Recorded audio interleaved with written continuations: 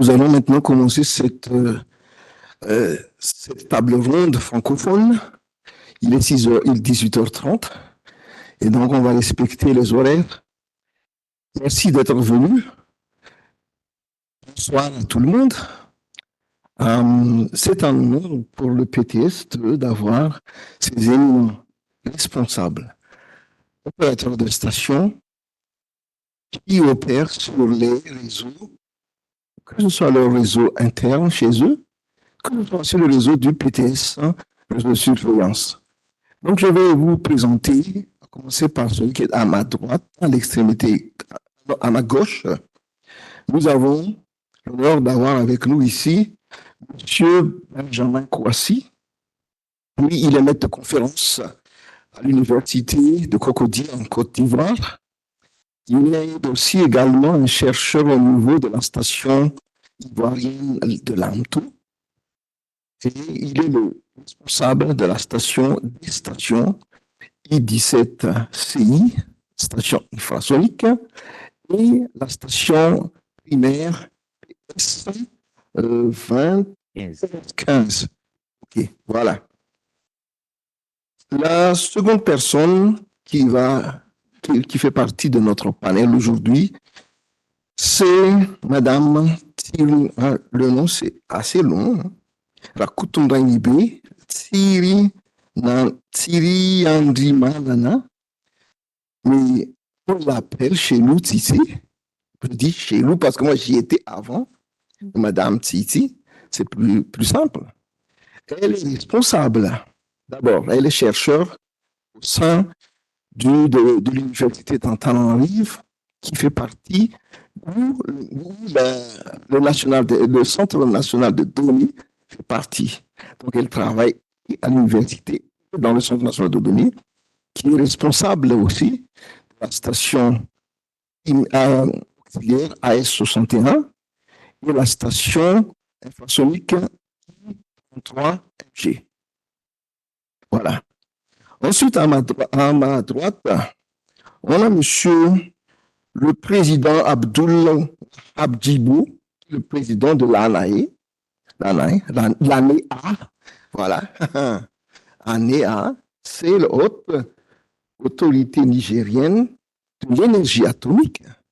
Lui, il est un géophysicien et il s'occupe des stations PS26, station radionucléaire RN48, et très bientôt en opération la station mobile gaz NX48. Et enfin, à l'extrémité, nous avons aussi un personnage qui est aussi important dans le système, qui est M. Kasmi, Mohamed Kasmi.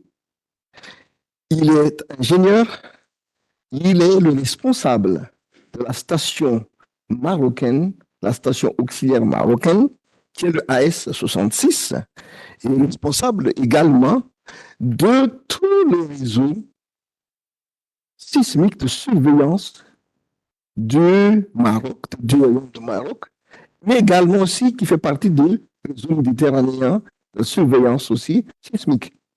Voilà. Nous avons donc devant nous ce panel, un très joli panel francophone. Tout le monde ici parle français, pas besoin de t'interpréter. Et moi, je suis Gérard Ramboulaman, je travaille au sein du PTS, du STP. Et je suis responsable, chef de section au sein du Centre international de données, tout ce qui concerne les traitements de données, les produits qui vont sortir, que ce soit les bulletins, que ce soit radionucléides, que ce soit en infrason, en sismique et en hydroacoustique. Voilà. Mesdames et messieurs, alors je vous demande maintenant de nous parler ici, devant l'assistance ici, des difficultés que vous avez rencontrées lors des installations, lors de mise en place des stations où vous opérez. Sûrement que vous avez rencontré des problèmes. Si ça a été facile, eh bien, tout le monde avait le pouvoir de le faire. Mais sûrement qu'il y avait des difficultés. Et on va parler des difficultés. On va parler aussi, non pas uniquement de difficultés, mais de trouver des solutions. Donc, je demande à Madame Tissi, qui est à ma gauche, de commencer le débat. Quand vous avez installé vos stations, comment avez-vous perçu les difficultés sur le terrain, les difficultés aussi au niveau des administrations? Les difficultés, on va parler des difficultés d'abord. Ok, merci de m'avoir donné la parole. Tout d'abord, j'aimerais vous présenter les stations auxquelles j'ai participé à installer. Et ensuite, je tiens à répondre à toutes vos questions sur les difficultés ainsi que les expériences et les défis dont j'ai vécu durant l'installation et pendant la visite des stations dont j'ai participé.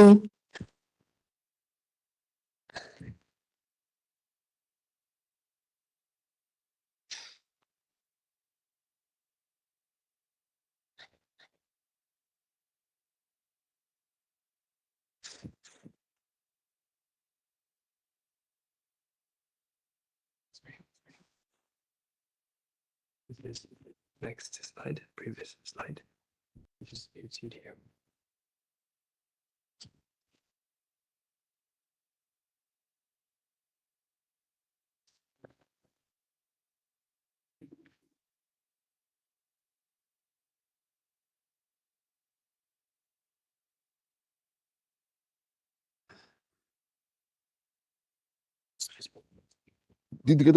You have the presentation. We just have a technical difficulty with the projection. Ouh là là. And we will try to find a solution for that now.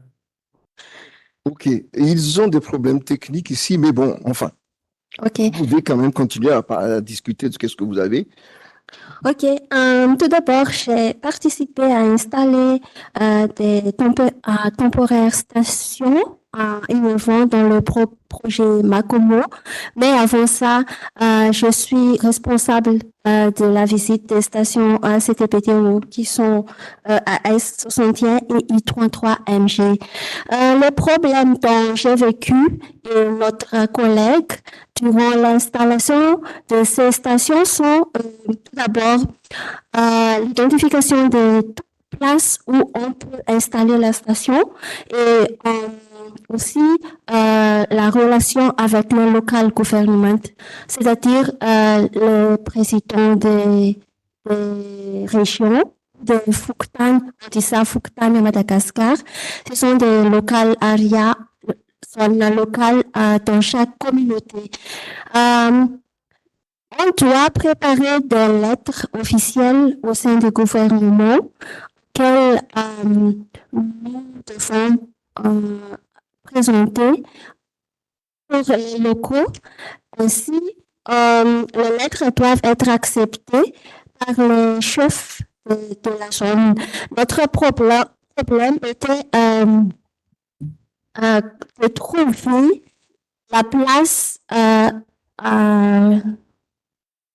de place, la meilleure place auquel on doit installer la station.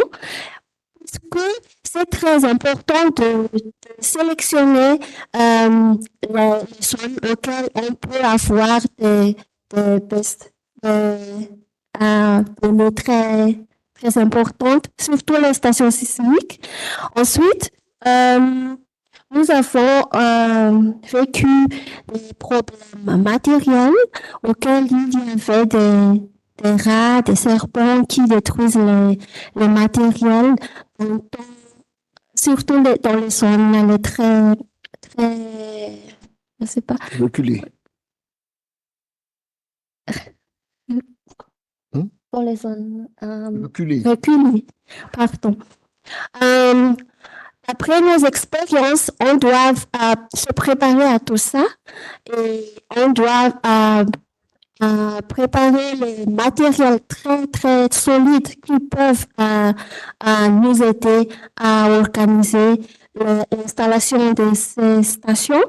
Ensuite, nous avons pu trouver aussi quelques problèmes dans l'installation des stations, c'est-à-dire lors de notre voyage pour l'installation de ces stations, on a pu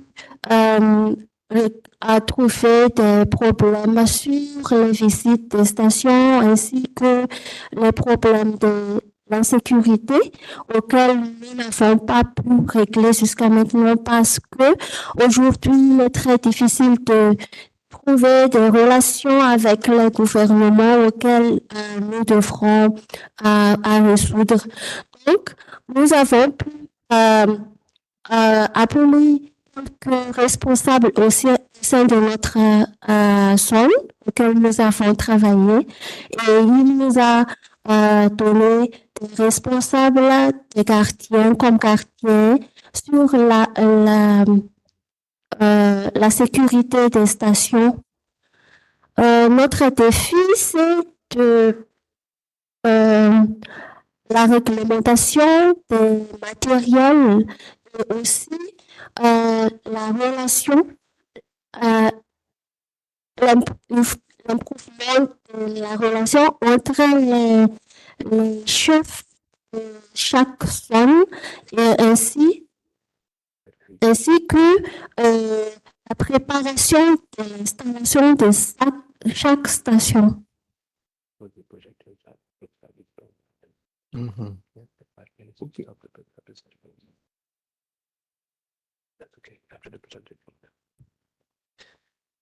Je m'excuse. Une petite demande de l'ordre du côté technique ici.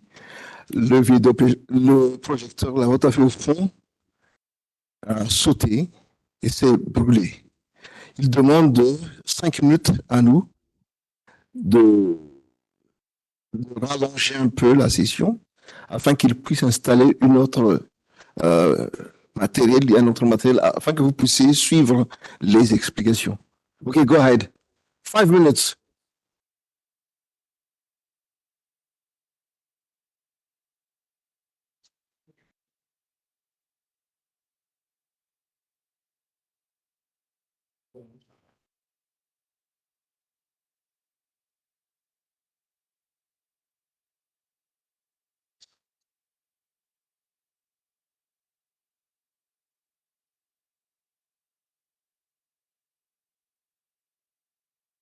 Vous pouvez jongler, hein.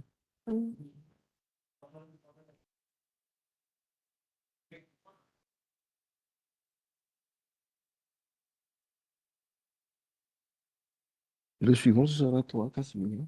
D'accord.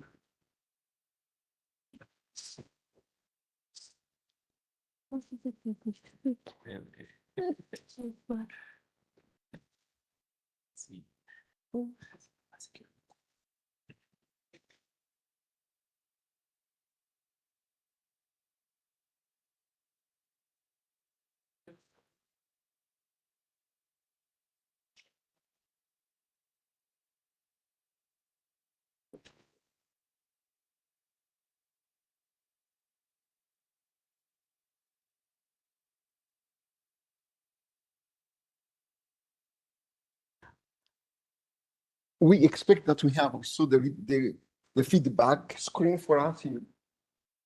For the program.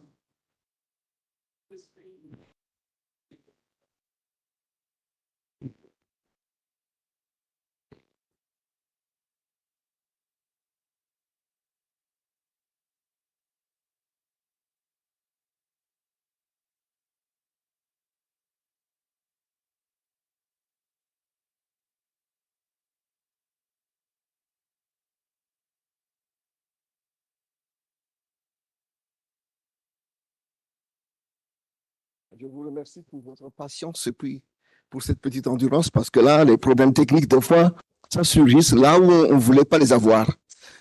Mais ça fait partie des opérations sur le terrain aussi. Et je pense que vous tous ici, en tant qu'opérateurs de station, vous connaissez ce problème.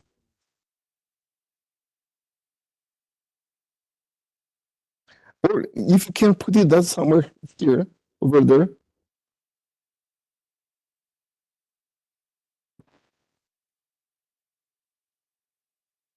Yes, that's good. 2 minutes. Fantastic. Thank you so much.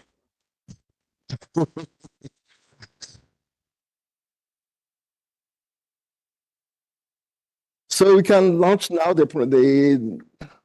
OK, good. OK. Vas-y maintenant.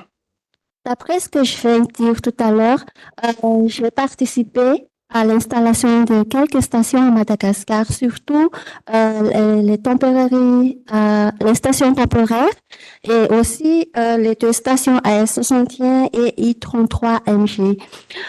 D'après ce que vous avez vu ici, il y a trop de stations à Madagascar ici. Et, il y avait aussi un projet appelé Makomo. J'ai participé personnellement à l'installation de ces stations. Et d'après ce que je viens de tout à l'heure, il y avait des défis et des problèmes dont on a rencontrés lors de l'installation de ces stations, qui sont problèmes de l'accès à l'identification des zones dont on a besoin d'installer la station et la relation avec les locaux. Oui, la relation avec les présidents locaux et ainsi l'insécurité sur les différentes stations. Pour cela, nous avons pu résoudre notre problème, c'est-à-dire de créer une relation très intense avec les locaux en se préparant des lettres officielles et ainsi de trouver des cartes de sécurité pour la vérification et le contrôle de chaque station. Et on a pu vérifier ça après 3 mois. À chaque 3 mois, on a pu faire une visite sur les stations et se contacter avec la sécurité afin de voir tous les problèmes dont il est passé dans les différentes stations. Ce sont les problèmes dont on a vécu lors de l'installation ou lors de la visite des stations à Madagascar. Merci. Bon, je vous remercie pour cette intervention dans le temps. Donc, si on a bien compris, donc, vous avez rencontré des problèmes au niveau des recherches des sites et puis les problèmes au niveau de sécurité. Voilà. Donc là, maintenant, je passe la parole à notre second intervenant, c'est Monsieur Kasmi Mohamed. À vous la parole maintenant. Merci beaucoup. Je suis Mohamed Kasmi de l'Institut national de géophysique.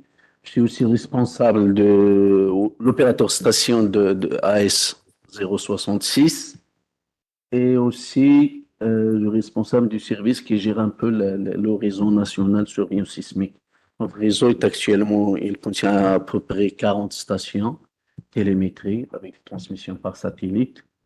Donc, dans la station de l'AMS KSL fait partie de ce réseau. Et heureusement, parce que ça nous permet d'entretenir sa station sans problème, parce qu'il fait partie du réseau national, il est intégré, donc on l'exploite, même les données sont exploitées de la même façon que les stations sismiques du réseau. Là, on voit ici dans cette image un peu la situation de la station de l'AMS. C'était une station, auparavant, la station de l'AMS était une station qui a été choisie pour le projet Midnet, Mediterranean Network. C'est un projet qui a été initié par l'Institut national de géophysique volcanologie de l'Italie. Donc, ils ont installé plusieurs stations dans la rive sud et la rive nord de la Méditerranée pour surveiller un peu l'activité dans les deux rives de la Méditerranée. Et la station, donc AS66, c'était des stations de ce réseau. Après donc la création de l'OTIS, lorsque l'OTIS a été créé, donc l'organisation a demandé au Maroc est-ce que cette station qui était pour Midnet soit une station de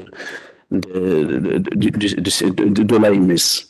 Donc on avait donc déplacé les équipements les anciens équipements qui étaient des équipements un peu performants. Auparavant c'était une station very broadband, largement de 360 secondes de période. STS1 contient un capteur STS1 de très large bande. Après donc avec la CTBT, donc on a installé un capteur STS2 un peu moins large, qui est un peu moins large. Donc, ouais, sur cette image, on voit un peu la situation. Donc, c'est une région montagneuse et c'est une ancienne mine. Bon, la station est installée dans une ancienne mine.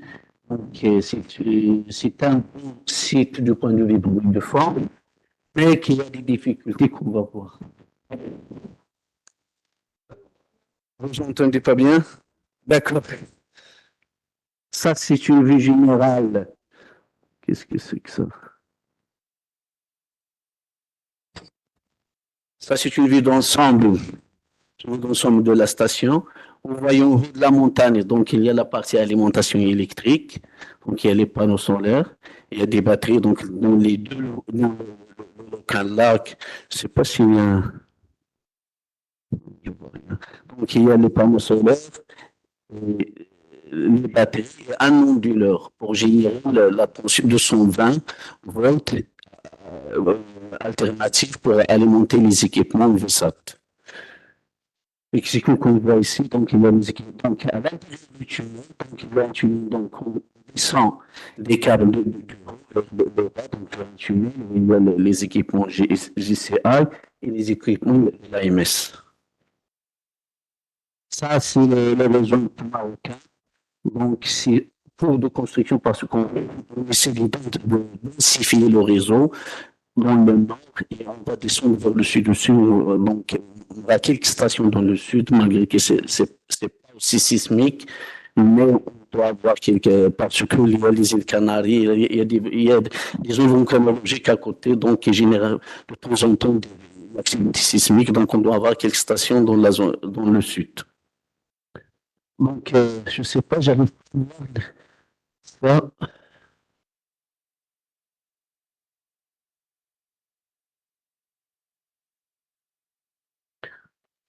Quelques problèmes qu'on avait rencontrés pour cette station de l'AMS, comme pour les autres. Il y a le problème toujours de la sécurité, comme notre collègue a dit. Donc, toujours, il y a un problème de sécurité pour trouver un site sécurisé. Ça, c'est un défi pour tout le monde. Je ne sais pas, pour nous, c'était un grand défi.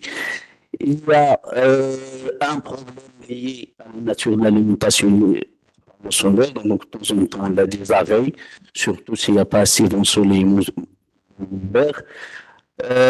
Actuellement, on commence à souffrir du problème des panneaux solaires qui commencent à prendre de l'âge, parce qu'actuellement, les panneaux solaires actuels, ils ont à peu près été installés en 2004, ça veut dire à peu près 20 ans. Ça veut dire que les panneaux solaires sont presque, la rentabilité devient très faible, donc il faut penser à les changer. En tant qu'une station excellente, ça sera un peu, il faut un budget spécial pour ça. Ça, les batteries, la même chose. Les batteries actuellement, ils ont à peu près 10 ans. Donc, pour tout ça, donc il faut un budget de l'État. On verra, parce que c'était plutôt peu contribué. C'est l'État marocain de reprendre en charge la mise à niveau de cette station. Ça, quelques images de difficultés parce qu'on n'a pas accès pour accéder à la station, que ce soit au tunnel ou à les équipements à MSGCA ou les équipements de l'alimentation, c'est un peu difficile. Il n'y a pas d'itinéraire correct. Pour installer les batteries, je me rappelle pas, la dernière fois en 2014, il fallait deux jours successifs pour des hard rockets pour transporter donc les batteries, seulement les batteries vers la roue. Donc, 2 jours successifs. Donc, là, c'est difficile, il n'y a rien. Parfois, on utilise des ânes, des mules, ça dépend. Mais c'est difficile. Quelques solutions. Pour la sécurité. On verra les solutions après, mais là, d'abord, ce sont les problèmes. On y reviendra tout à l'heure. Donc, les problèmes dont on souffre, que ce soit pour comme j'ai présenté pour la station de l'AMS, il y a beaucoup de problèmes, la sécurité, l'accès aux équipements, il n'y a pas de réseau mobile, on n'a pas de communication sur place, il y a le vieillissement des équipements, donc il faut penser, donc il y aura un problème majeur de budget. Donc, pour les autres stations, c'est presque la même chose. Il y a comme notre l'a dit, donc il y a le problème du choix du site. Toujours, il faut des autorisations pour pour donc avoir les autorisations nécessaires pour occuper un site, il faut toujours des autorisations avec que ce soit des locaux, des autorités locales, ainsi de suite. Mais il y a toujours le problème aussi de la sécurité, toujours. Donc, pour nous, on a opté pour des solutions, peut-être on en discutera après. D'accord, merci beaucoup. Une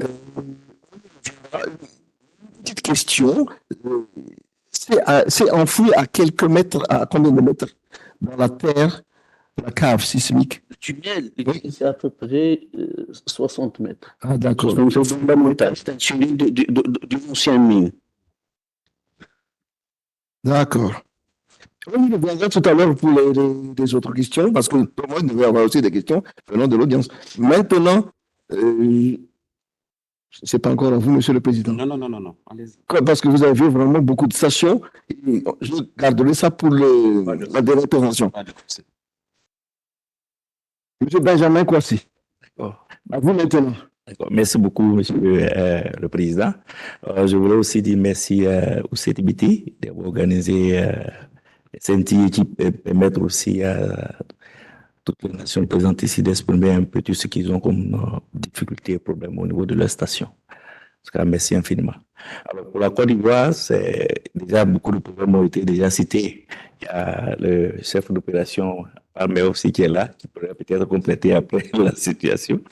Alors, je voulais rappeler simplement qu'en Côte d'Ivoire, nous avons deux stations primaires. Il y a la station sismique I-17 et PS15, ou bien DBIC, et à la station primaire infrason IS-17. Alors, au niveau de la station sismique, la Côte d'Ivoire gère avec le CEA, le commissariat de l'énergie atomique, d'autres stations privées. Et la difficulté que nous on a avec toutes ces stations, c'est que c'est pouvoir utiliser, maximiser toutes ces données-là pour pouvoir faire la localisation. Mais avant ça, le problème qu'on a sérieusement, c'est le problème d'abord de la distance d'abord de quitter la station pour les surveiller d'abord, aller sur le terrain pour les vérifier. Il y a aussi le problème de démographie.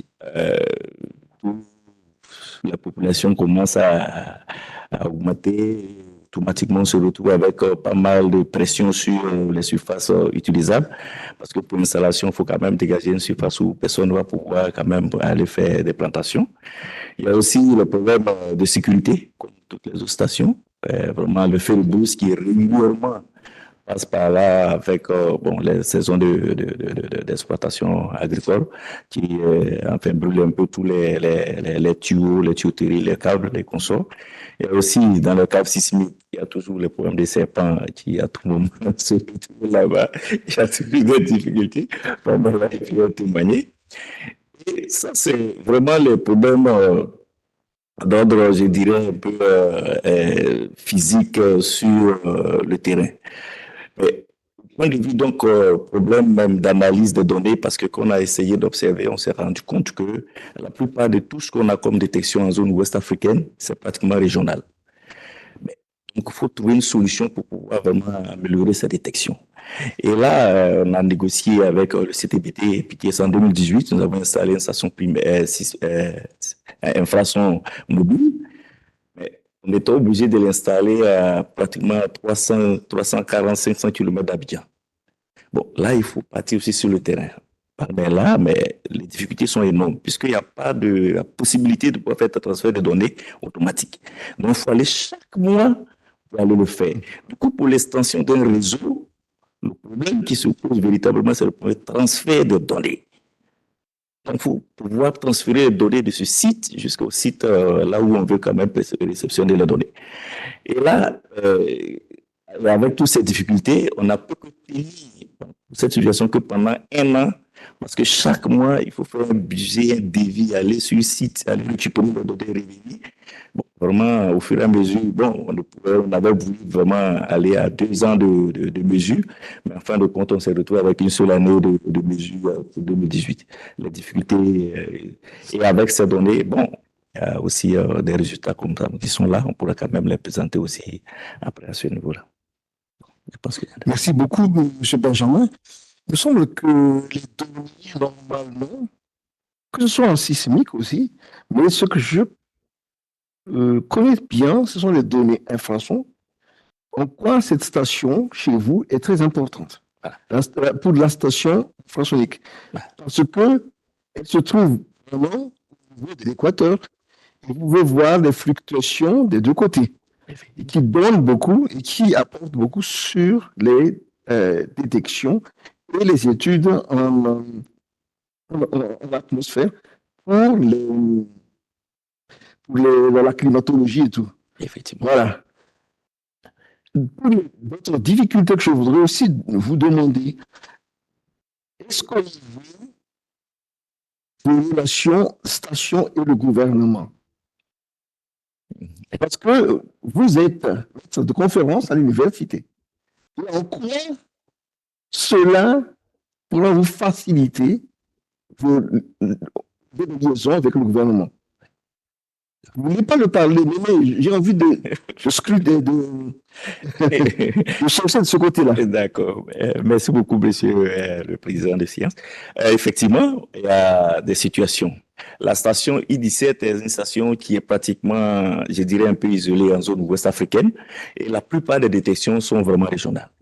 Et la station détecte beaucoup de choses. Dans les données de l'IDC, Data Center, on a des détections, mais on ne sait pas exactement quelles sont ces détections. C'est pourquoi nous avons suscité donc la station mobile infrason. Et cela a permis quand même de localiser la plupart de ce qu'on a comme détection sous-régionale. Il y a des mines, il y a des barrages, il y a pas mal d'aéroports qu'on a pu détecter. Actuellement, on a pas mal une base de données. Mais la difficulté première par rapport à l'administration, il y a des mines que personne n'a envie de déclarer. Bon, excusez-moi du terme, on dit ça des mines clandestines. Bon, donc du coup, qu'est-ce qu'on fait? Tout dernièrement, on a eu vraiment à échanger avec la direction des mines, avec un ancien travailleur aussi de l'Omtodon qui est venu, on a échangé dessus. Donc, on est en train de faire un projet pour pouvoir essayer de mutualiser les informations de telle sorte à pouvoir améliorer la détection en ayant la base des données des mines qui sont déclarées en Côte d'Ivoire et avec ça, avec nos détections aussi, pouvoir vraiment améliorer la situation. Donc, c'est un projet. Je pense que d'ici quelques mois, bon, on pourra quand même en bénéficier, tirer profit aussi de ce projet à ce niveau-là. Merci beaucoup, parce que ça, c'est vraiment une leçon qu'on a apprise de vous. Merci beaucoup. Maintenant, je m'adresse à monsieur le président du HANEA, parce que vous avez c'est le pays où on a pratiquement beaucoup de stations du STP, n'est-ce pas? Et vous avez vécu des expériences formidables à l'installation, à la construction de ces stations. Racontez-nous alors vos vécus, vos expériences là-dessus, et ainsi les difficultés. Merci, monsieur le modérateur. Permettez-moi d'abord de présenter toute ma gratitude au PTS qui m'a invité pour faire partie des animateurs de ce panel. Pour ce qui concerne le Niger, on a 2 stations primaires, une station radionucléide et une station sismique. Et on est en passe d'installation d'une station de gaz noble. Et ce qui concerne l'expérience du Niger, elles sont presque comparables à celles aux difficultés que les uns et les autres viennent en tout cas, de faire part. Mais il faut dire que nous, dans notre cas, on a eu des fortunes un peu diverses, puisqu'on a hérité d'une station qui était déjà installée. Pour comprendre, je me permettrai de faire une petite genèse de la ratification par notre pays de ce traité. La signature a eu lieu en 1996, ça a été ratifié en 2002. Il y a eu une convention qui a permis l'installation de cette station sismique en 2005.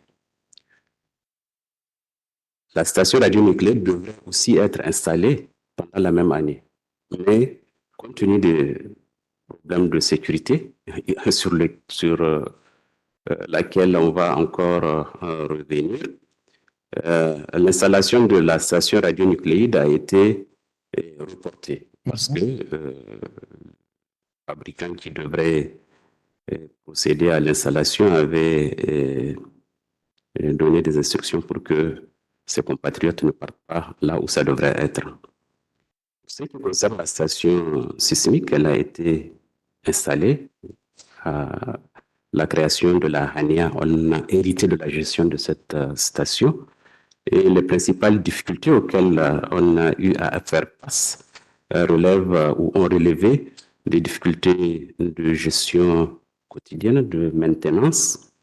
On va y revenir, problème de connectivité, problème d'approvisionnement en énergie électrique pour faire fonctionner la station, problème aussi de transport d'équipement. On va y revenir dans les stratégies ou solutions à suggérer. Nous avons en particulier connu des problèmes, on ne peut pas dire de distance, hein, on est à 1h15 de la station, mais surtout problème de maintenance, problème de réparation de certains sismomètres qui sont tombés en panne avant que la HANIA n'hérite de la station.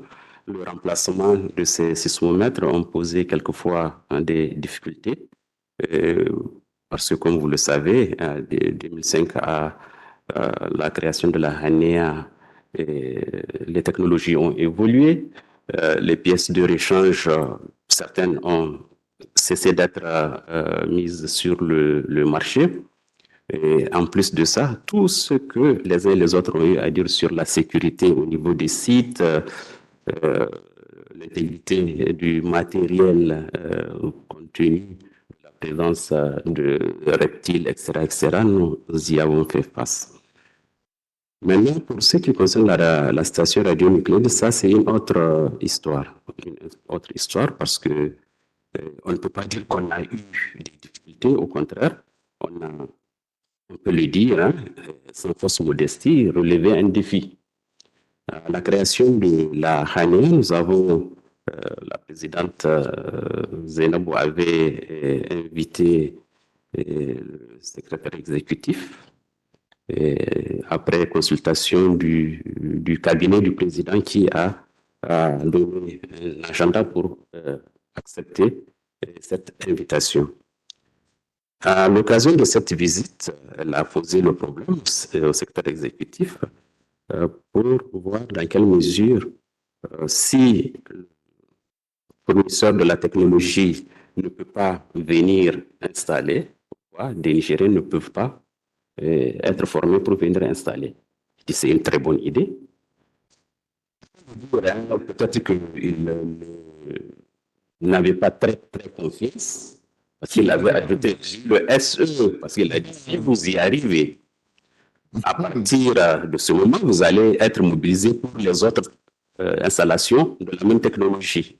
Ça, c'est un grand défi. C'était un grand défi, voilà. Ça, c'était ça le challenge. Alors, il avait donné suite à cette requête de la présidence et on a contacté le fournisseur qui est en VA, pour ne pas le citer, pour qu'il y ait une formation d'abord des techniciens qui vont procéder à l'installation, ensuite à ceux qui vont faire l'exploitation, enfin pour la certification. Je me permettrai de rappeler quand même que quand on avait annoncé que le Niger a installé, les techniciens nigériens ont installé la station, je crois que c'était la délégation américaine qui a dit que bon, ils ont installé, mais qui va faire la certification. La radio n'a pris la parole pour leur dire que les mêmes gars, les mêmes Nigériens qui ont fait ça, ils vont faire l'installation. Donc, par rapport à la station radionucléaire, sincèrement, on ne peut pas dire qu'on a eu des difficultés particulières. Les gens ont été formés, c'était un défi, certes, parce que, bon, avant de partir, personne ne savait en fait à quoi on devrait s'attendre. Et fort heureusement, on a pu installer, on a pu certifier Et je crois que c'est en session de working group B que l'annonce a été faite que c'est aussi intégré dans le réseau de PMS. Donc, de ce point de vue, on ne peut pas dire qu'on a eu des difficultés au niveau de la RN48. Et je pense aussi que c'est la raison pour laquelle, pour la station de gaz noble, les gens ne se sont même pas posé de questions. On a reconduit la même équipe, presque, pour pouvoir être formés, venir installer. Et à l'heure actuelle, on attend le transfert du matériel. On va peut-être parler de transport d'équipement. Si difficulté il y avait eu au niveau de la station radionucléide, c'est surtout au niveau de la manutention, au niveau du transport.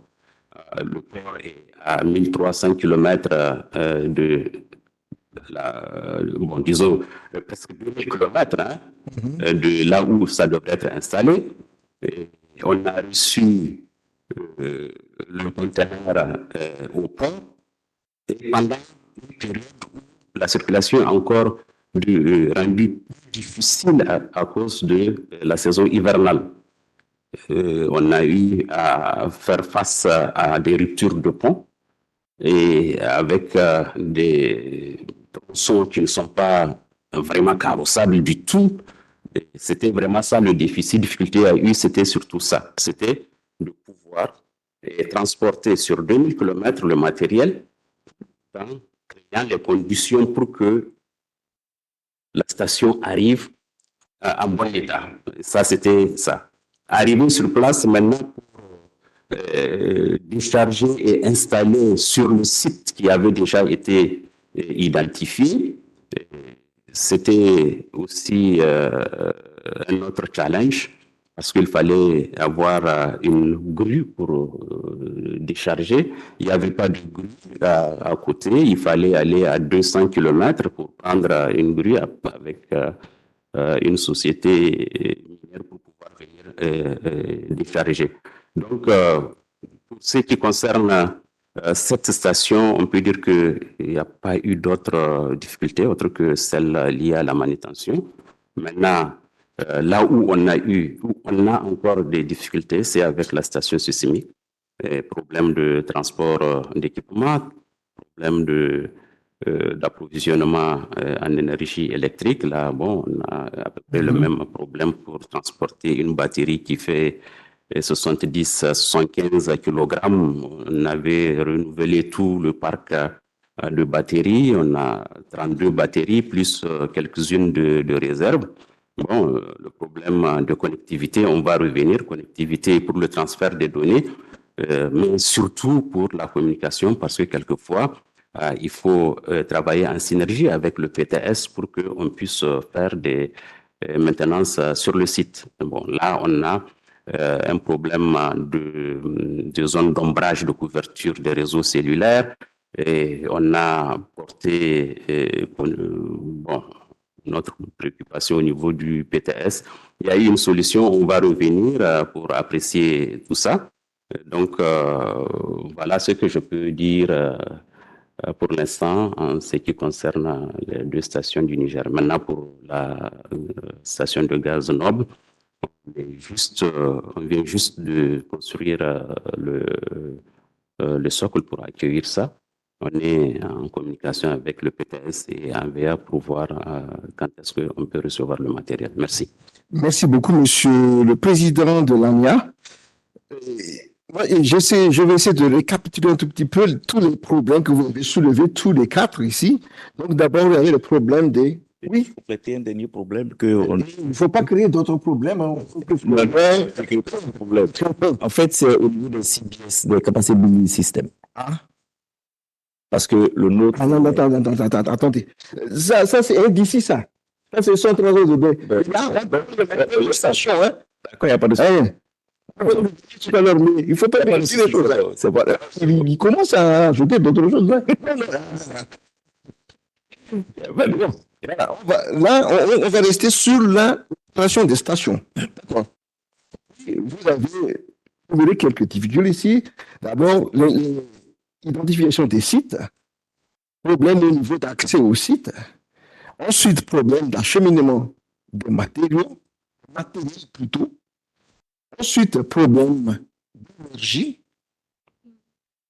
Ensuite, problème de L'activité. connectivité, communication, transfert de données. Voilà. Maintenant, nous allons y aborder des propositions de solutions sur ces problèmes-là. Très bien. Parce que moi, je regarde les choses d'une manière globale. Là où on peut avoir des synergies, des solutions que vous, en tant qu'opérateur expérimenté sur le terrain, vous allez nous apporter ça, puis on va mettre ça dans un autre rapport à la fin. Très bien. Vous avez 5 minutes chacun, maximum, à amener vos solutions. Je commence par monsieur Kassoumi. D'accord. Je commence tout d'abord par le problème de la sécurité. Le problème, c'est l'acquisition des sites. Mais ça, en général, dans notre cas, ça se règle au niveau des autorités. Donc, il y a des autorisations, des demandes qui ont été faites et en général, c'est réglé. Mais pour la sécurité, c'est un peu difficile. Actuellement, il y a quelques sites, par exemple, on a un site de l'AFTAC, une rangée sismique de l'AFTAC. Il y a de l'argent, donc pour ce site, par exemple, on recrute carrément une société de gardiennage. Donc, là, ils ont lu ça.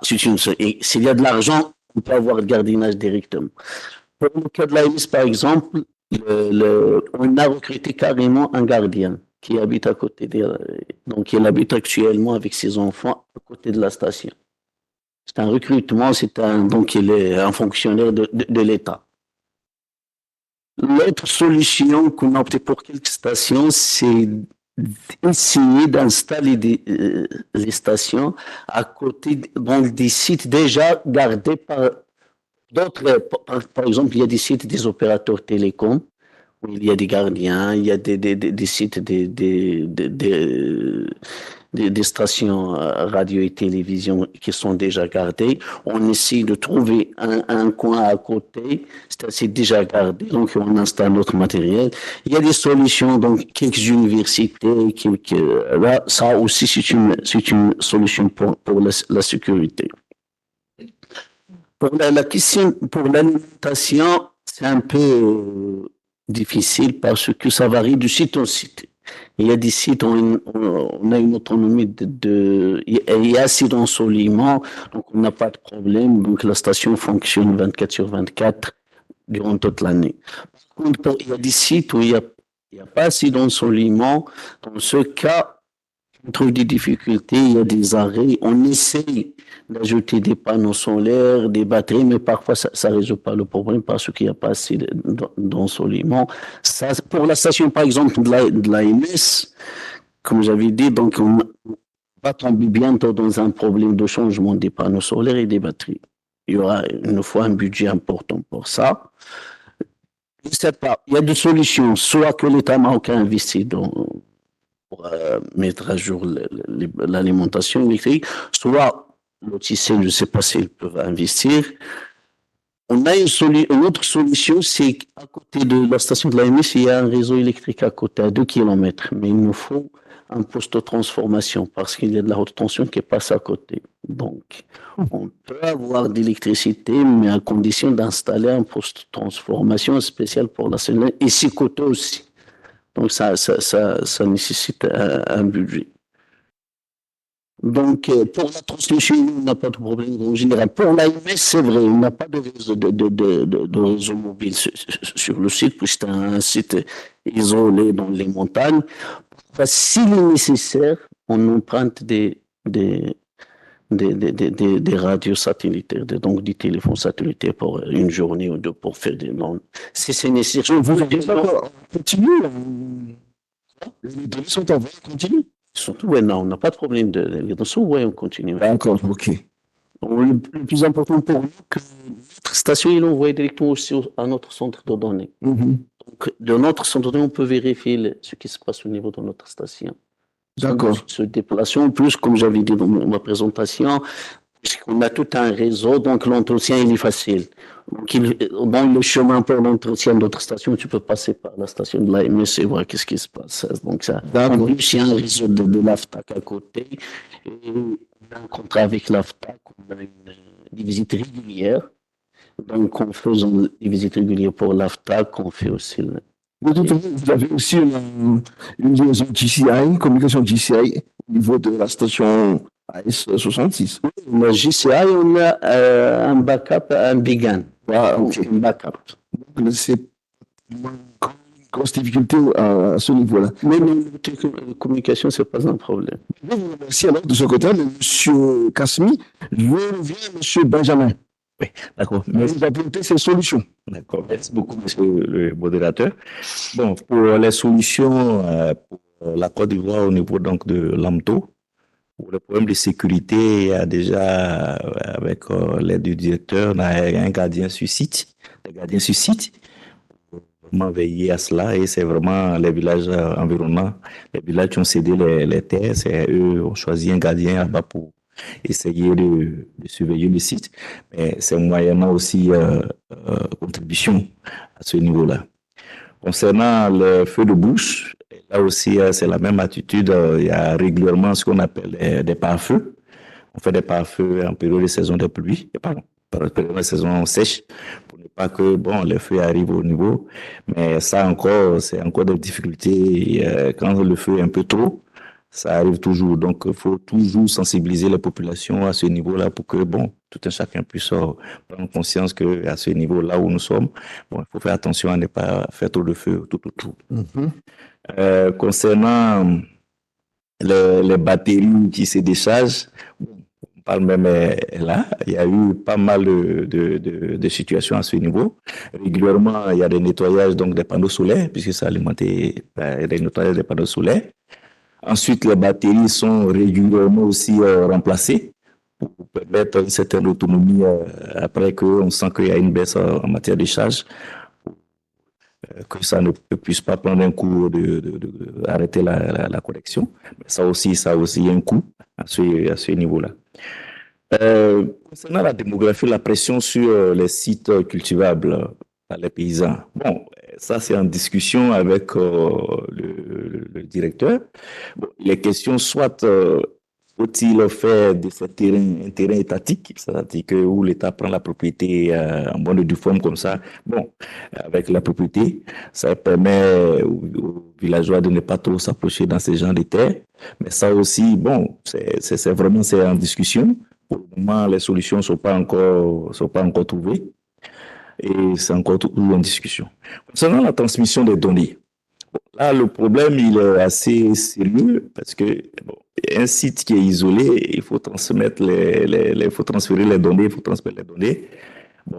Ce qui se passe régulièrement, c'est par liaison VHS, c'est-à-dire que liaison radio. Mais avec la nouvelle technologie, il va falloir trouver d'autres solutions. Il va falloir le faire directement par Internet, par une puce sur Internet si c'est possible. Tout ça, c'est en discussion et on attend toujours le retour des experts aussi sur le terrain pour pouvoir nous proposer aussi d'autres solutions si c'est encore plus intéressant. Merci beaucoup. Merci beaucoup et je pense que vous avez bien proposé des solutions à apporter, mais donc finalement ça dépend de la situation locale. Effectivement. Mais quand même, il y a quelques points communs avec ce qu'avait dit auparavant, mais on trouvera ça à la fin. Madagascar. J'aimerais ajouter quelque chose. Je pense que à propos de la collection de données et sur l'installation des stations, je pense qu'on a besoin de formation pour les jeunes parce que nous sommes tous des nouveaux jeunes qui sont travaillés dans les données indicées et il est très nécessaire de nous aider sur les formations à propos de l'installation ou de la collection des données afin d'améliorer le travail sur chaque station. Et aussi, à propos de l'insécurité, il est très nécessaire de penser sur la subvention à propos du gardiennage, mais c'est déjà parlé avec le responsable. Mais le problème, c'est à propos de la subvention auquel ils ont besoin sur la sécurité des stations et ainsi que la vérification de chaque station où il y a des matériels très spéciaux pour chaque station à Madagascar. Merci. Merci beaucoup pour ce feedback et pour cette proposition de solution. D'accord. Monsieur le Président. Oui, Monsieur le modérateur, merci. Je voudrais d'abord, avant de proposer les solutions, dire un mot sur le renforcement des capacités, surtout des gestionnaires des stations. C'est très important parce que c'est la chenille ouvrière, c'est le maître d'œuvre, c'est l'interface entre l'équipe station et le PTS. Et je pense que si on doit faire une recommandation, c'est que les gestionnaires aient une plus attentive au niveau du PTS en particulier, d'avoir une étroite collaboration entre les gestionnaires et le technicien responsable de la station au niveau du PTS. Parce que tous les problèmes d'équipement, de transport d'équipement supposent la disponibilité de ces équipements-là. Et une des difficultés pour faire fonctionner normalement les stations, c'est le manque souvent de pièces de rechange. Or, ces pièces de rechange dépendent surtout de leur disponibilité au niveau du PTS. Qu'est-ce qu'on a constaté de par notre expérience? C'est que souvent, il n'y a pas une étroite collaboration, il n'y a pas toujours une oreille attentive. Or, la solution est très simple. Nous avons à la fin de chaque année des SSR qu'on élabore, qu'on envoie en temps, parce qu'il y a un deadline. Et là-dedans, dans la partie paragraphe 8, interaction avec le PTS, on demande de faire état des problèmes récurrents. Et dans le même paragraphe, on demande de notifier, au cas où c'est le cas, les IRS qu'on a soulevés par rapport aux problèmes qu'on a vécus. Ce qui manque et ce qu'il faut peut-être ajouter, c'est d'ajouter une partie pour demander aux opérateurs, aux gestionnaires des stations, depuis combien de temps ce problème a été adressé et quand, après combien de temps il a été résolu. S'il n'a pas été résolu, de le notifier aussi pour mettre l'expert en charge de la station face à ses responsabilités, parce que tant et aussi longtemps qu'on n'a pas l'appui, on n'a pas les données, les pièces de rechange, c'est sûr que le fonctionnement s'en pâtira. Okay? Donc, il faut que, au niveau du PTS, qu'on puisse trouver le moyen de suivre aussi la proactivité de ces experts qui devraient être en charge des stations, à l'écoute des stations. Ce qui arrive quelquefois, c'est que vous pouvez chercher un expert, il va vous répondre pour dire qu'il a un accès limité au mail parce qu'il est mobilisé sur un autre site. Alors, pendant ce temps, vous êtes obligé d'attendre et de condamner un site ou plusieurs sites parce que vous n'avez pas pu contacter l'expert. La disponibilité de pièces de rechange aussi, pour certaines stations comme les nôtres qui ont été installées dans les années 2005, il y a des pièces qui ne sont plus sur le marché, il faut les commander pour les produire. Par exemple, on prend les BOB, on a eu une station, ça fait presque 3 ans, 4 ans, chaque SSR, on le notifie.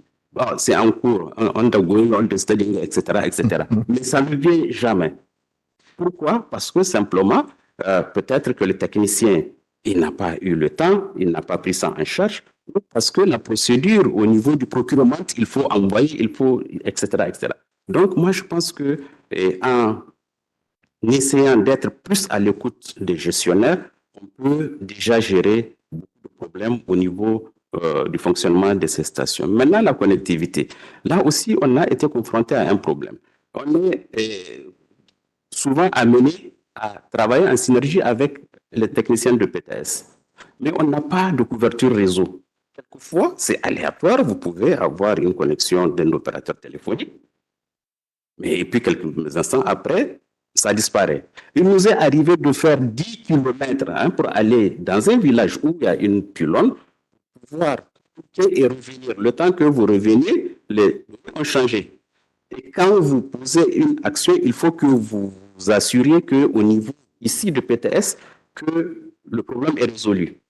Alors, nous, on a dit, voilà, il faut qu'on trouve une solution. On a posé le problème au working group, en session de working group B.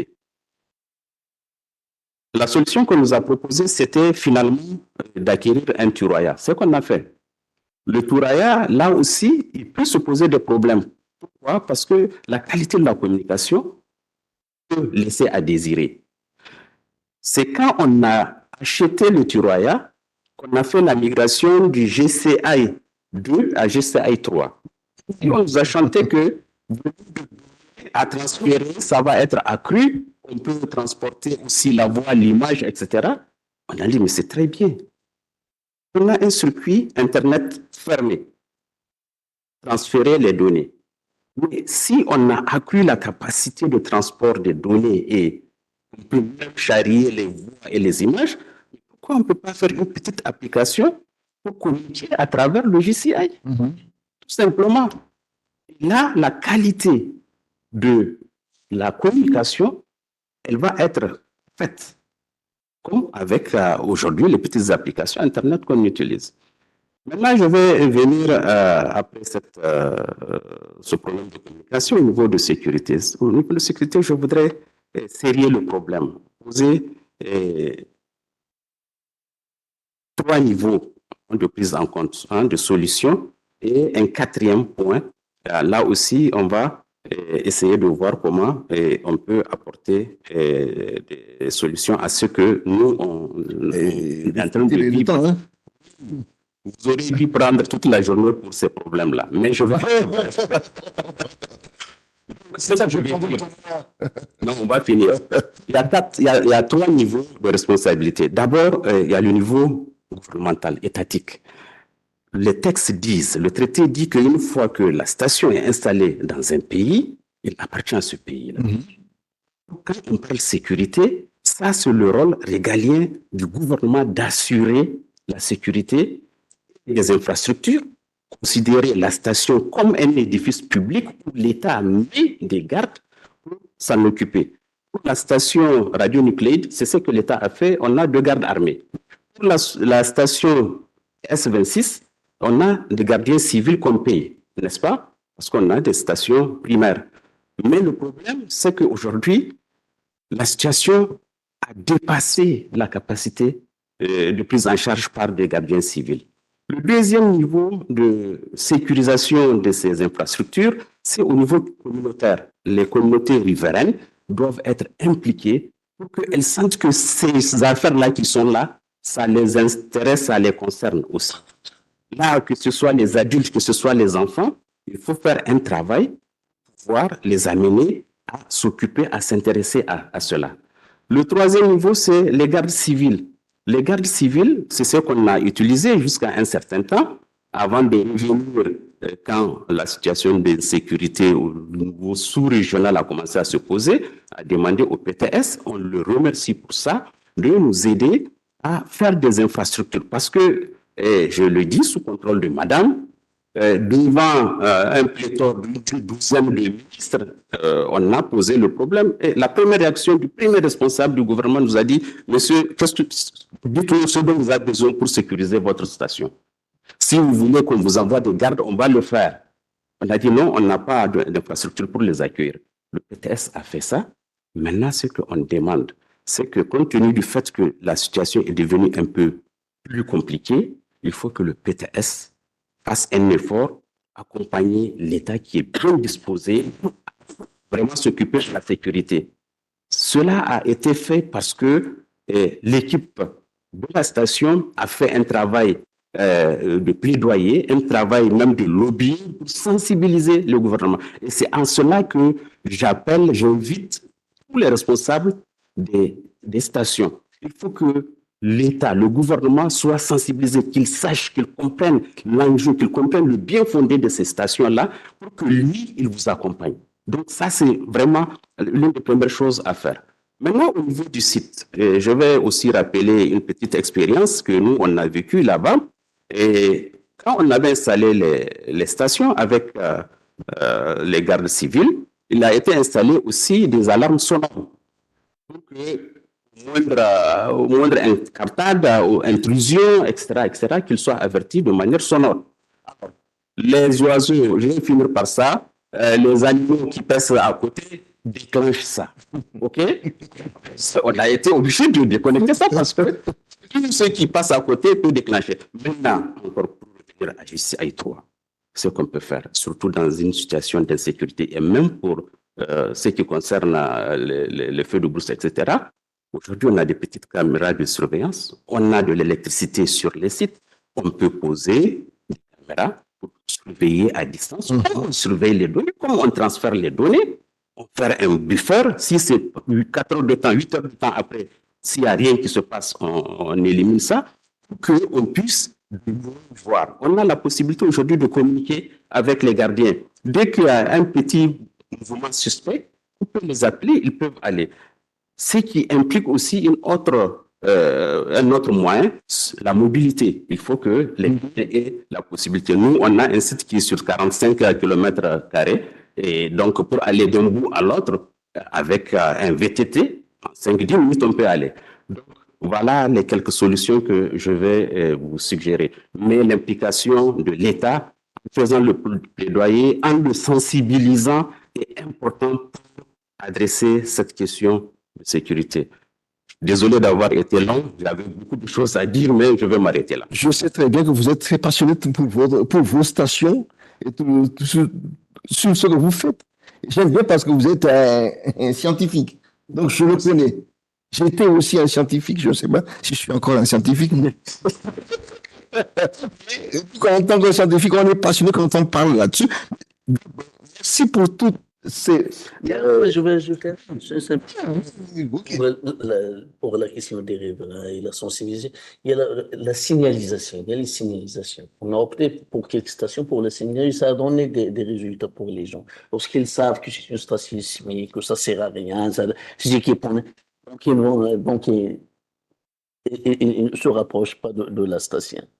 La signalisation aussi, c'est une façon pour dissuader les gens, pour les sensibiliser en même temps. Je ne vais pas clore ici cette discussion, cette session, mais j'aimerais quand même apporter quelques idées aussi qu'on puisse discuter un tout petit peu, assez rapidement. Je pense, comment percevez-vous l'idée d'information?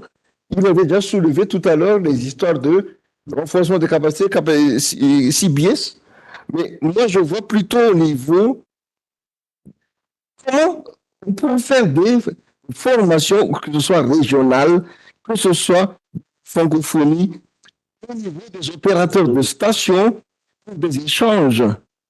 Peut-être par ricochet, on va y revenir sur les histoires de CBS si on avait le temps. Mais CBS, c'est plutôt NDC. Mais peut-être on pourra lier ça, les NDC, les centres de données nationaux et les opérateurs de stations. Il faut différencier. Je crois qu'il y a des formations en langue française pour les NDC, mais il n'y avait jamais une formation en langue française pour les opérateurs de stations. C'est ça, il faut penser à ça, il faut peut-être suggérer. Je veux dire ça, hein? Ouais. Les opérateurs J'aimerais formation sur les opérateurs de stations. Non. Des stations en français. Bon, ça. Qui veut parler en premier? Oui, moi, je vais faire une suggestion, vraiment. En fait, on a parlé de créer une synergie entre les CND, etc., etc. Ça rentre dans le cadre de la formation de renforcement de capacité. Et si vous me permettez aussi de faire une petite appréciation de ces CND, de par leur attribution, les objectifs qu'ils visent, je vais scinder ça en deux. La première partie, c'est amener les experts des pays en voie de développement à prendre part à cette surveillance internationale. Ça, il faut le reconnaître, il faut le dire, et on le fait, on l'assure vraiment très bien. le PTS a mis des outils pour pouvoir évaluer, aider avec les exercices qu'on fait. Mais là où le bas blesse, là où on dit que, bon, écoutez, ces données, vous pouvez en disposer, le CBS a été mis en place gracieusement à l'État, vous pouvez en disposer, vous pouvez prendre en charge vos préoccupations. Donc, à ce niveau-là, vraiment, il y a une insuffisance qu'il faut essayer de corriger à notre niveau.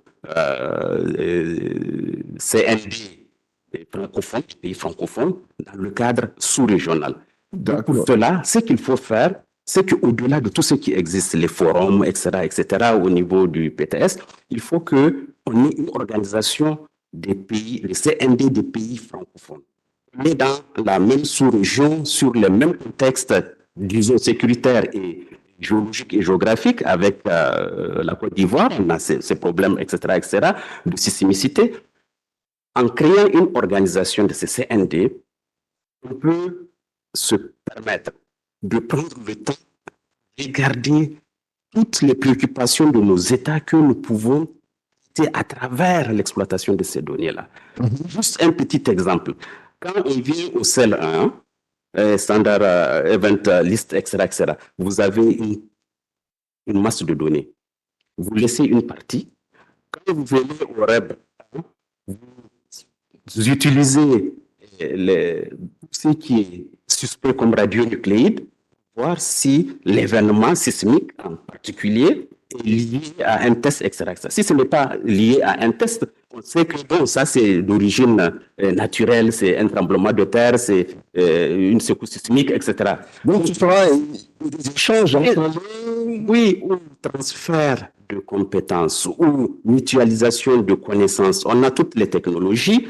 On peut faire une organisation, ça peut être un forum, ça peut être un truc sous-régional où on peut venir se mettre à prendre en charge les préoccupations de nos États. Parce qu'il ne faut pas se leurrer.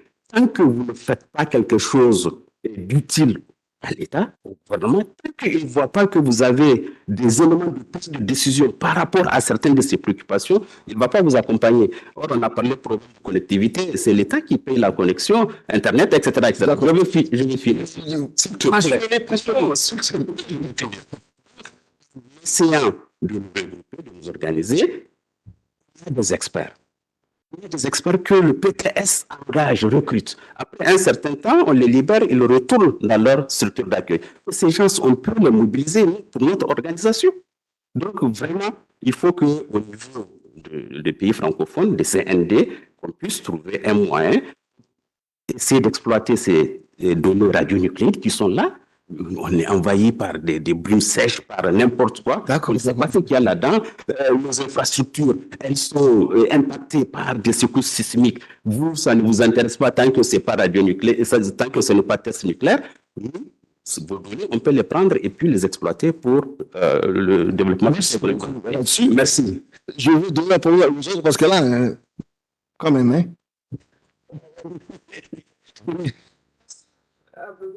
Exactement. Une minute. D'accord.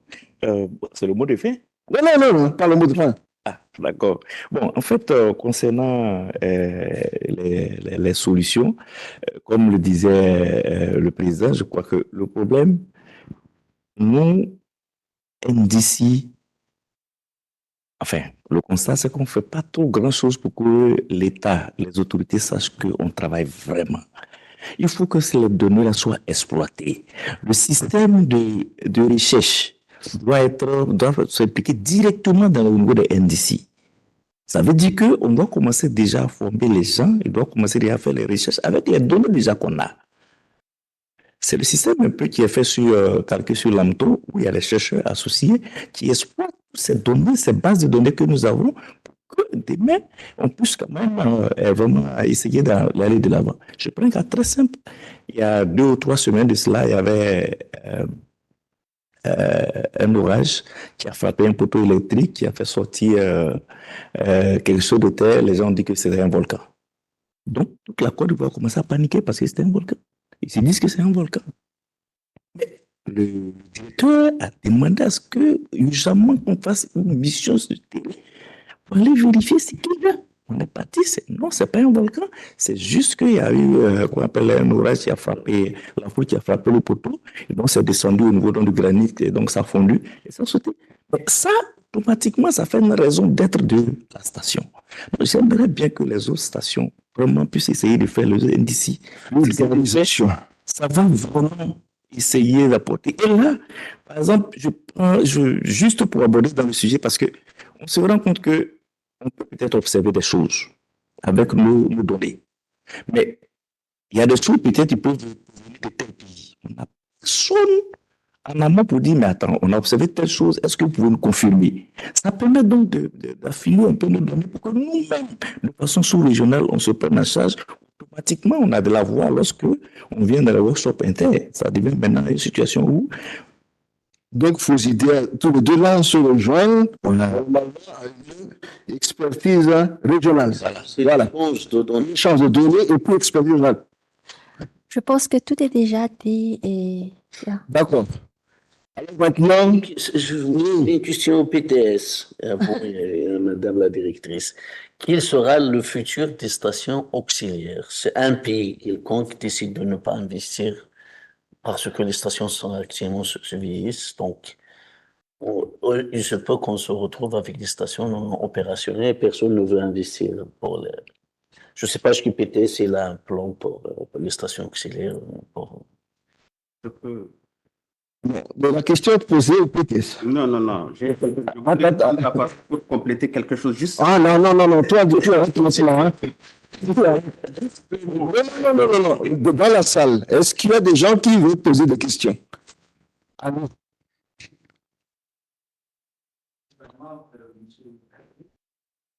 Les stations au Maroc. Les stations au Maroc. Oui. Can we have a microphone for the speakers here? Thank you. Alors, merci. La question, en fait, j'aimerais savoir si les stations installées au Maroc, là, la position des sites a été donnée par le Maroc ou bien c'est le PTS qui a installé? La station de l'AMS. Oui, la station dont vous parlez. Parce que je trouve bizarre, parce que le PTS, ils ont des critères pour installer des stations. Ces critères, il y a l'accessibilité, il y a tout ce qu'il y a comme bruit de fond. Et vous avez souligné certains problèmes qui, je me dis, normalement, si c'est de l'avis du PTS, ça n'allait pas se faire ainsi.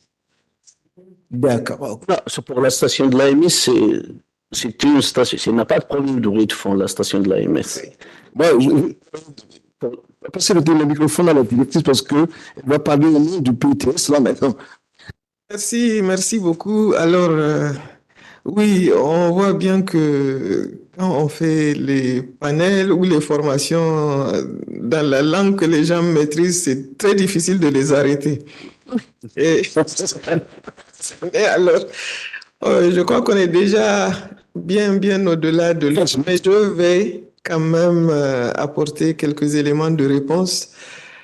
Je commence par la dernière question, les stations auxiliaires.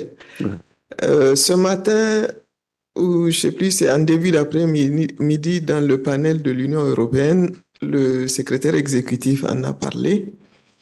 Il y a un fonds, ça se trouve au niveau de l'AMS de l'Union européenne qui appuie les stations auxiliaires, mais bien sûr, il y a des critères qu'il faut remplir, il y a des demandes à faire.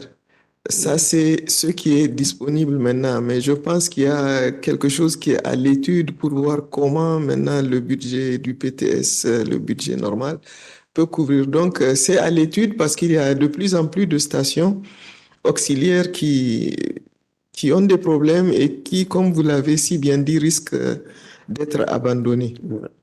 Voilà pour votre question. Maintenant, je reviens à la question de la formation. Il y a une formation pour les opérateurs de stations. C'est tous les 2 ans qui les regroupe ici. Déjà, je pense que la première action devrait se situer à ce niveau. organiser plus de formations pour les opérateurs. Et ça, bien sûr, il y a des problèmes par rapport aux ressources. Il va bien falloir, et vous êtes mieux placé que nous, aller poser ce problème au Working Group B afin que les gens discutent et s'entendent sur les ressources à octroyer au PTS pour augmenter le nombre de ces formations. La formation des managers, des gestionnaires de stations, cette année, il n'y en a pas eu et ce n'était pas au programme. Pourquoi? Parce que tous ceux qui étaient inscrits comme managers avaient eu une formation. Personnellement, j'ai posé la question et bon, il y a quelques 2 ou 3 nouveaux.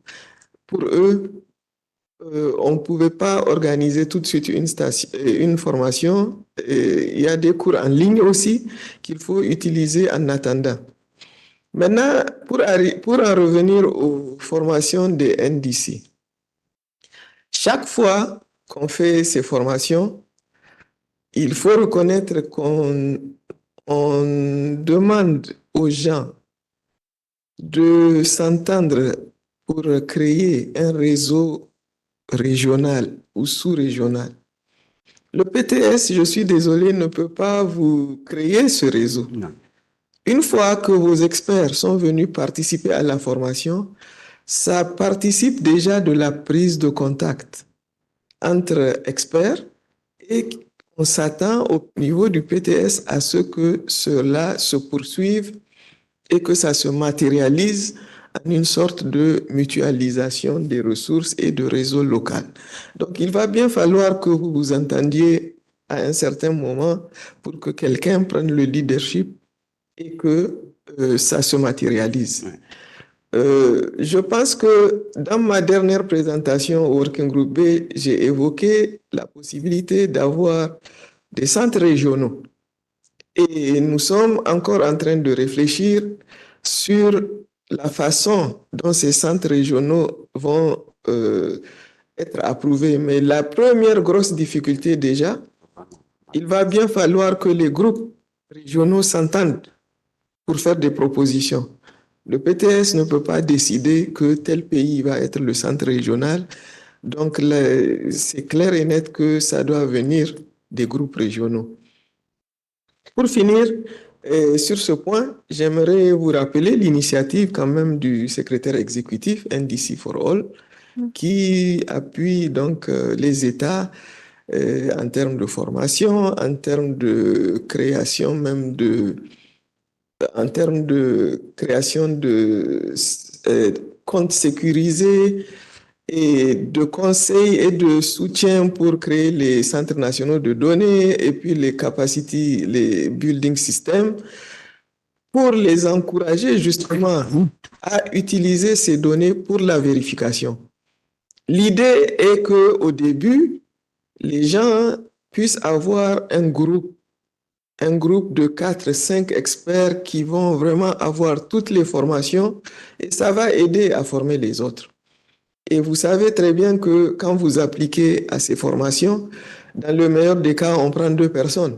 Et si vous avez la chance d'écrire, d'envoyer une note verbale pour héberger une formation, là, vous avez la chance d'avoir plus. Mais tout ça, ça ne va jamais suffire.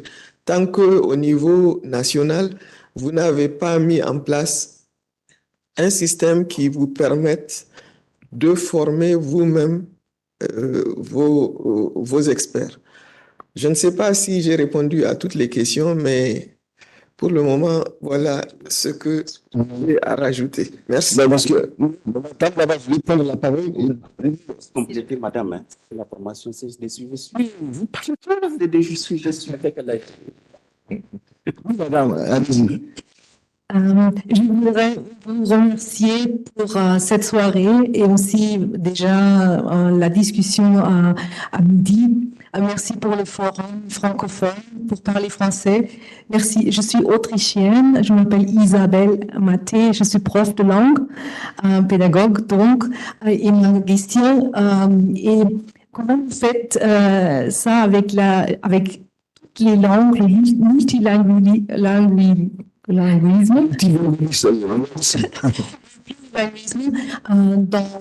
dans vos pays où vous travaillez, comment vous faites avec les langues dans la formation et dans tout ce que vous faites dans la profession, avec vos collègues? Parce que j'imagine que c'est quand même une chose qui est aussi importante pour bien travailler ensemble.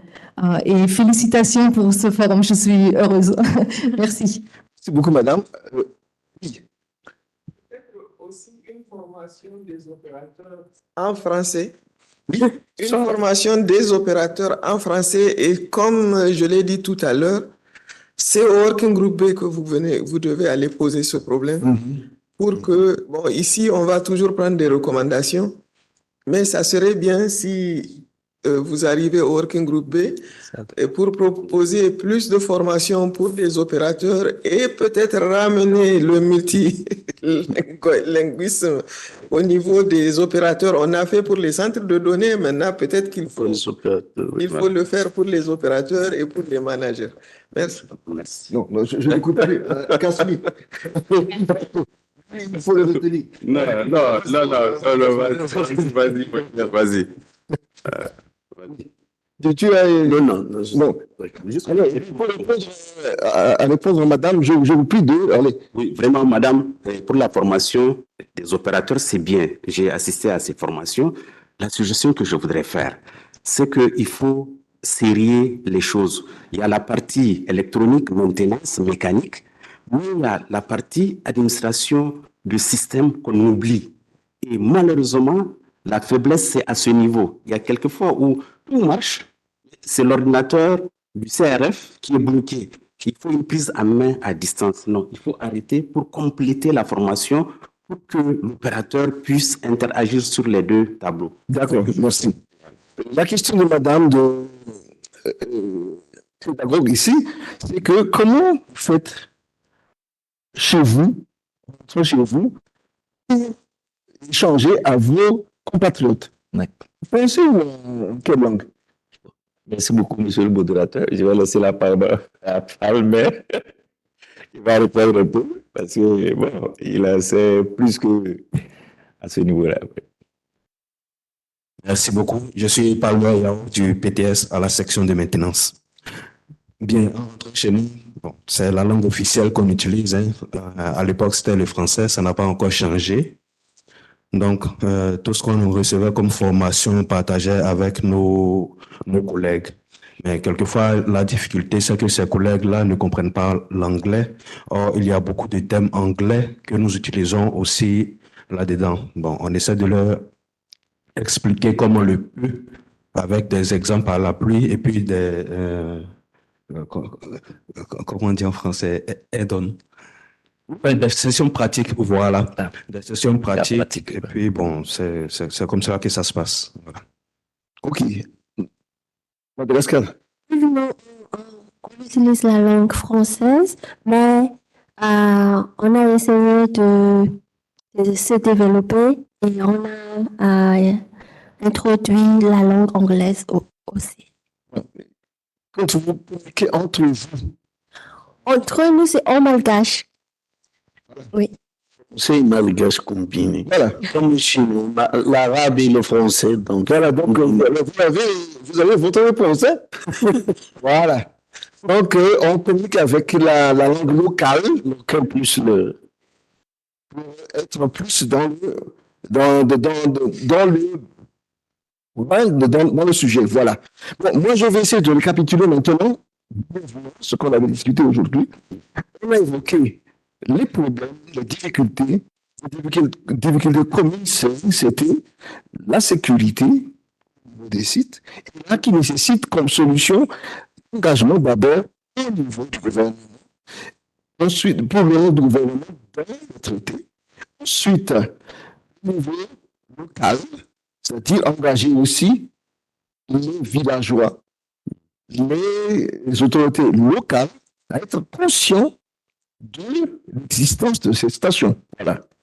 Pour les histoires de connectivité, vous avez mentionné qu'on a des solutions avec vous, parce qu'il y a les GCI, il y a aussi les communications GSM, mais dans tout cela, vous avez aussi mentionné, additionné là, tout ceci pour utiliser ces moyens de connexion avec la sécurité, c'est de mettre en place des caméras de surveillance qu'on pourra monitorer, qu'on pourra surveiller à distance ce qui se passe au niveau des sites. Ensuite, on est allé voir les... Il y a beaucoup de détails que vous avez mentionnés, mais j'essaie de garder les points communs. Les points communs, c'est au niveau des formations. Il y a des formations, si vous voulez faire des demandes de formation, par exemple, pour les superviseurs de station en langue française, il faut que ça vienne de vous, les États signataires, faire les demandes. Donc, remontez cette demande au niveau du Working Group B. Et là, vous discuterez, vous faites la demande et le PTS tiendra en compte. Ce n'est pas au PTS de prendre l'initiative là-dessus, c'est à vous. Pour les problèmes au niveau des stations auxiliaires, il a été dit que dans l'intervention de cet après-midi de l'Union européenne, le secrétaire exécutif en a parlé, c'est-à-dire qu'il y a des fonds, mais ça reste à l'étude. Donc, il faut faire une demande et on verra. Voilà. Voilà les points essentiels que j'avais. Ah oui, il y a le point aussi sur l'exploitation des données. Utiliser donc les données qu'on a au niveau régional pour faire des études régionales ensemble. Et ça nécessite l'intervention du PTS, mais l'initiative devra revenir à vous, signataires, faire des regroupements régionaux. Parce que vous avez bénéficié, vos experts ont bénéficié de formations données par le PTS. Voilà. Donc, à vous de faire la vulgarisation de cette formation que vous avez reçue ici. Je crois que aussi pour les centres régionaux, c'est la même chose, c'est à vous de faire la vulgarisation, mais ce n'est pas au PTS de prendre les initiatives, quoi que ce soit là-dessus. Mais je pense, les amis francophones, qu'il est maintenant, parce qu'on avait déjà discuté de ça à Madagascar. Je m'en souvenais. Vous l'avez discuté en Niger. Vous allez prendre le... Non, ça c'est clair. On va voir entre nous, on va faire le leadership, hein, c'est clair. Maintenant, il ne faut pas qu'à la dernière minute, il nous ravisse la vedette. Hein. Est-ce que ce n'est pas plus concret maintenant? C'est une proposition de créer un groupe WhatsApp. Comme ça devient maintenant. Mais vous êtes juste non, voilà, parce que ça ne sert à rien de dire un groupe WhatsApp, en même temps, automatiquement, les gens interagissent là-dessus. Le Niger a géré ça pour qu'on crée une organisation des pays francophones. Monsieur le SP, on note ça. Voilà. Et pour le centre régional aussi, on va se proposer. Donc, simplement. Je déclare maintenant fermer cette session. Je vous remercie beaucoup. On a dépassé largement le temps. Ici, je me permets quand même de remercier la directrice de l'ADC qui se donnait vraiment à parler ici.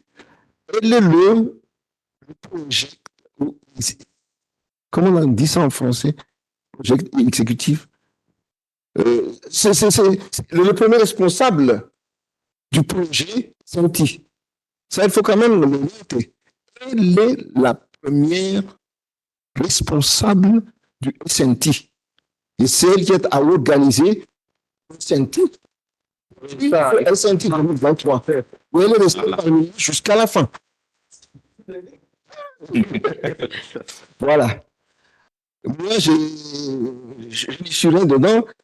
On m'a demandé de faire le modérateur, mais je l'ai fait. Là, tout revient à elle qui avait organisé tout le but. Je pense que jusqu'à la fin, hein? Parce que ce n'est pas encore terminé. C'est le premier jour. Sur ce, je vous remercie. Thank you so much for you. Oh, he started. Okay, but anyway. Thank you so much for your time. Thank you so much, technician. Thank you so much for keeping this on the way. Merci beaucoup. À la prochaine fois. 2 ans. Merci.